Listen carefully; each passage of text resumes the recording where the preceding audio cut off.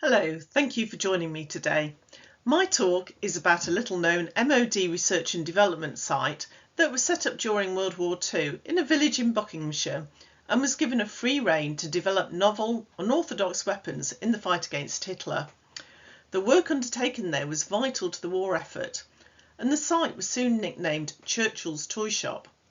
It has been said that it was the inspiration for the character Q and his gadgets in the James Bond films.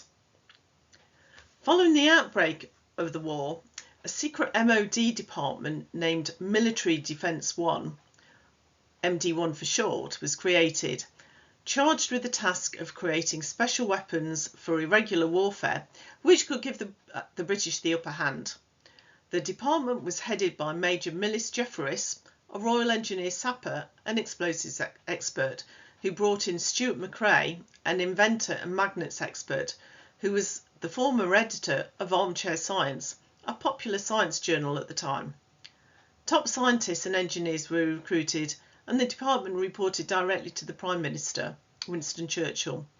Hence MD1 was soon dubbed Churchill's Toyshop. The department was originally based in central London, but after the premises were bombed during air raids, a new base was sought in the country. The Firs, a large Victorian house with lots of outbuildings just off the High Street in Whitchurch, a village a few miles north of Aylesbury, was requisitioned, and the department was relocated.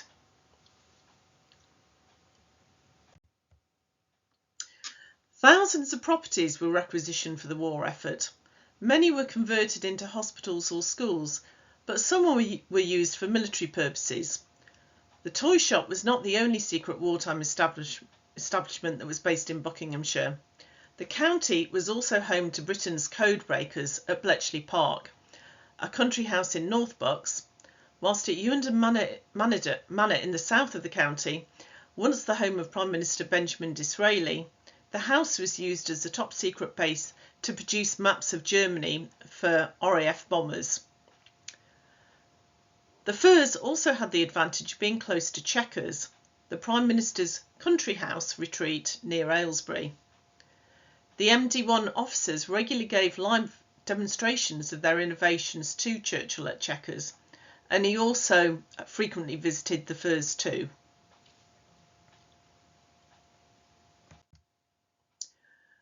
The Firs was originally built in 1897 for Charles Grey, an officer who fought with the Imperial Yeomanry in South Africa during the Second Boer War. The house was built in a mock Elizabethan style that was popular at the time, on the site of an older building. The photo on this slide was apparently taken when Charles returned home from the war in 1901, and there's a welcome sign for him at the entrance.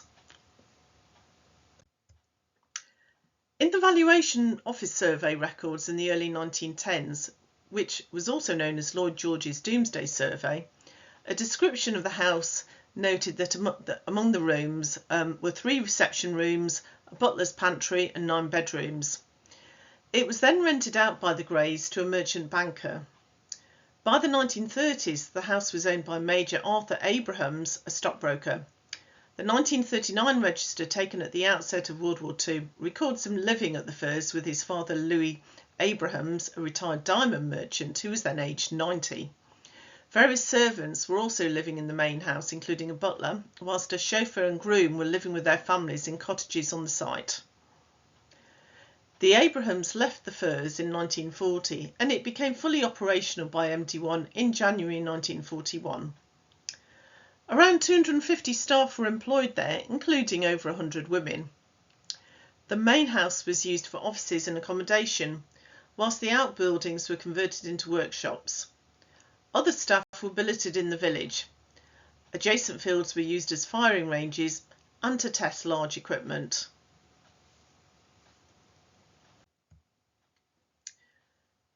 Many innovative devices were designed by MD1, some very successful, others less so. Over 50 weapons went into production, and one of the first that was developed, and one of the most notable, was the limpet mine. It was a type of naval mine attached by divers to a target with magnets. A local swimming pool was used to carry out tests with a cooking griddle standing in for a ship's hull. A crucial component of the mine were aniseed balls. It was realised that they dissolved over a set period of time, and they were used as a time delay for setting off the explosives so that the divers had sufficient time to escape before the charges went off. Over 500,000 limpet mines were subsequently produced, and it was used successfully to sink or disable a number of enemy ships. Another successful weapon that was developed at the Firs was the sticky bomb, an anti-tank grenade. When the pin on the grenade was pulled, the outside fell away, leaving a sticky surface designed to stick to the target. The initial design, though, was fragile, and unfortunately it would sometimes stick to the soldier before it could be thrown. A stick was added to make throwing it easier and to ensure that the grenade did not stick to the thrower's hand. However, the device was mocked by army officials as they thought it looked like a big lollipop, and they advised not going ahead with serial production. However, Churchill had huge confidence in it and ordered 1 million to be produced. In the end, approximately 2.5 million sticky bombs were made.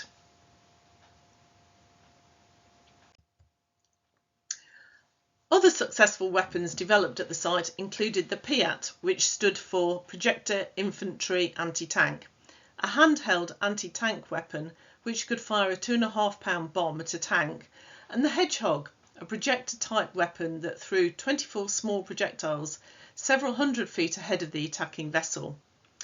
It was named after the way the rows of empty spigots resembled the spines of a hedgehog. It was used primarily to keep U-boats away from merchant vessels on convoy. Whilst most locals didn't know exactly what was going on at the Firs, Whitchurch soon became known as Bang Village due to all the loud noises that came from the site. Security at the Firs, though, was not always as tight as it should have been, and there are reported instances of children breaking into a storeroom at the Firs and being able to walk out with explosives.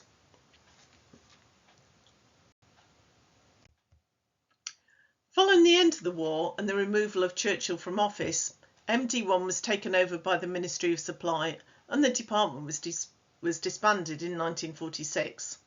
The site subsequently became the central research laboratories for an iron and steel producing company, which was later nationalised as part of British Steel.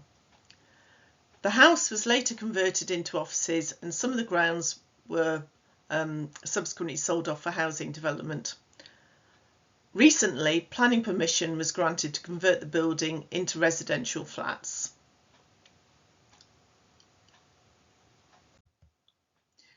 If you're interested in finding out more about the toy shop, there are a couple of books that have been written about it. Winston Churchill's Toy Shop by Colonel Stuart McRae, who helped found MD1, gives a detailed account of the work undertaken there, while a recently published book, The Ministry of Ungentlemanly Warfare by Giles Milton, also features Churchill's toy shop. To find out more about requisition properties for the war effort, the National Archives holds many papers on these, and they have a useful guide on their website as to what's available. The link is shown on the slide.